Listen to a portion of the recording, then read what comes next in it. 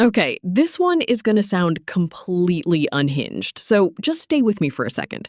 40,000 years before dating apps, before restaurants, before anyone ever sat across a table wondering if the other person was actually into them, humans were already doing something that looks suspiciously like dating. No candles, no phones, no you up at midnight, just two strangers, a fire, and apparently the exact same nervous system we're all still stuck with today. So here's the actual question I could not stop thinking about. Did ancient humans date, or did they just mate? And is there even a real difference between those two things? Because the answer, once you actually dig into the genetics and the archaeology, is way weirder and way more human than cavemen just grabbed whoever was nearby. Let's start with the part almost nobody expects. Researchers studying ancient genomes from a site called Sunghir in Russia found something that genuinely surprised them. The people buried there, even within what looked like one tight community, were not closely related to each other. The conclusion was that early humans were deliberately seeking partners outside their immediate family. Plugged into a much wider network of groups, they pulled mates from specifically to avoid inbreeding.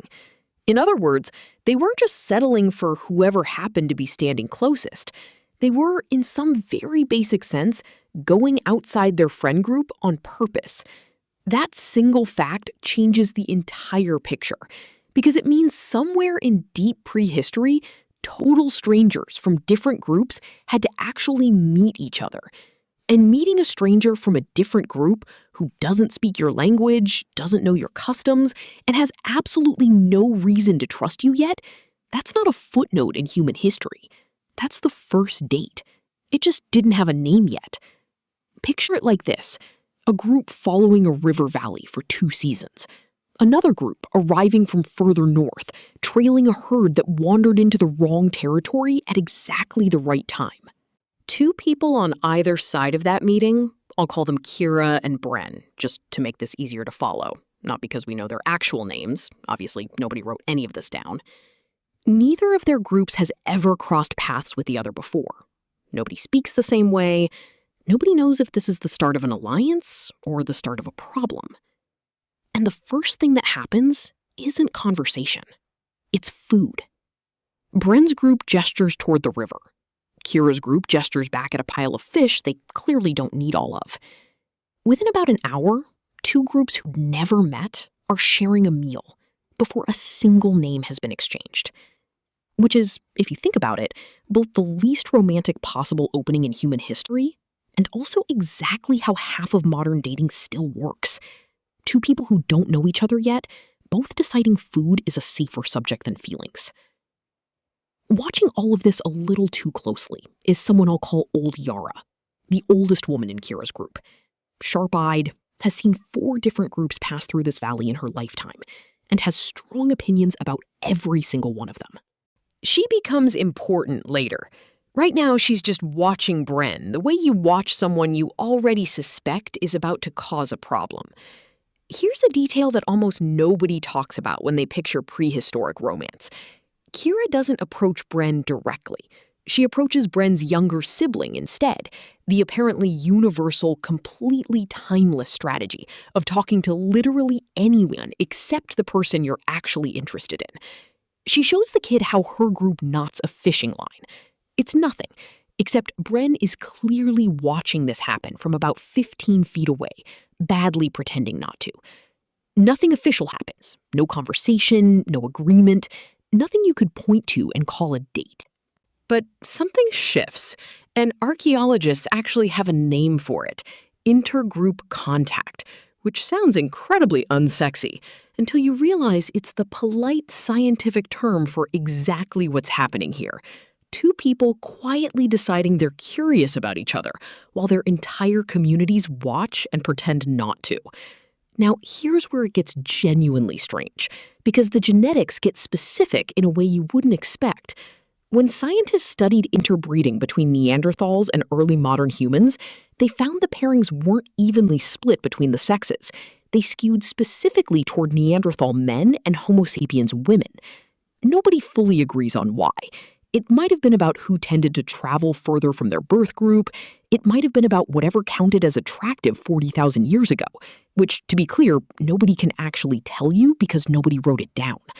But the lopsided pattern itself shows up clearly in the DNA, preserved in genomes for tens of thousands of years, which is a wild thing to think about, that some prehistoric dating preference is technically still readable in people alive right now.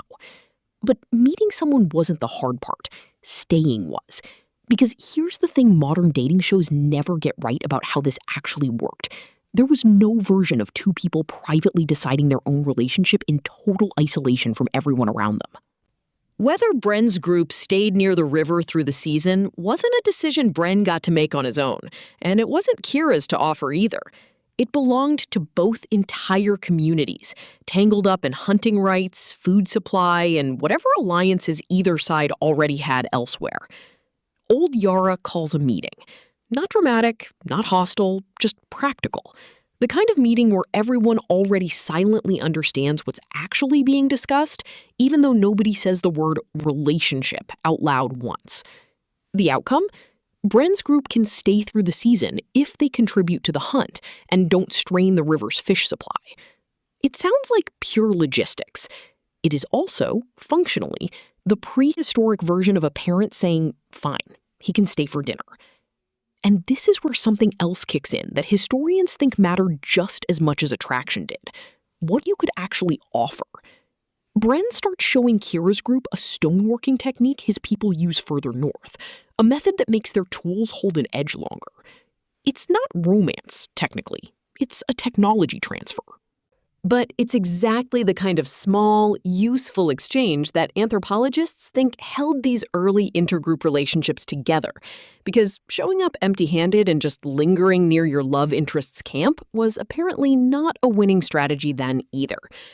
It almost falls apart anyway, and not for a dramatic reason, for an exhausting one. An older member of Bren's group doesn't see the point in lingering near a river that isn't theirs for a relationship that isn't guaranteed to lead anywhere, and starts pushing to move on. Late one night, Bren says something to Kira that is almost word for word what people in long-distance situationships still say today. I don't know what we're actually doing, and I don't know how to figure that out before we have to decide. There's no resolution that night. Kira doesn't have an answer either. They just sit by the fire, both quietly doing the exact same math two modern people do at the end of a summer that's about to get complicated by geography. Except their version of geography is an entire migrating herd making the decision for them. The hunt ends up settling it. Not affection. Logistics. The fish are still plentiful. The season's been good, and Bren's group, including the relative who wanted to leave, agrees to stay through the colder months. Old Yara, watching this play out, finally says the one thing she's been holding back the whole time, and she says it to Bren directly, not Kira. You understand staying means you actually have to be useful here, not just useful to her. It's blunt. It's also, underneath all of it, something close to approval. The prehistoric equivalent of finally getting a nod from someone's intimidating older relative. What happened between two specific people after that point is obviously something nobody recorded, because nobody was recording anything. But what the genetic evidence does tell us is that relationships like this, between unrelated people from entirely different groups, weren't rare exceptions. They were common enough to shape the entire genetic structure of how early human populations connected to each other across huge stretches of land. And there's a layer underneath all of this that's honestly stranger than the romance part. The same researchers who found evidence of these wide-reaching mating networks also found something else at Sunghir: burials with extraordinarily elaborate ornamentation. The kind of detail and time investment that suggests these moments, whatever they actually were, partnership ceremonies, marriage equivalents, something, mattered enough that people marked them the same way you'd mark a wedding or a funeral today.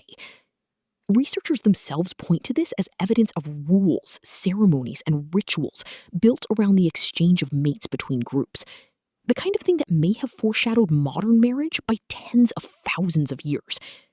So somewhere underneath all of this, there might genuinely have been something like a wedding. It's just been buried for 40,000 years. So here's what I actually think about all of this, knowing how these networks worked. I don't think ancient humans just mated. I think in whatever clumsy, food-sharing, sibling-approaching, fireside-sitting way they had available to them, they dated. Badly, nervously, the same way we still do. The tools were different. The nervous system underneath all of it apparently wasn't. So here's what I actually want to know from you. If meeting someone 40,000 years ago meant the decision was never really just yours, it belonged to your whole group, your resources, who you were related to, do you think modern dating is actually more free? Or did we just trade Old Yara for an algorithm that's somehow even less forgiving?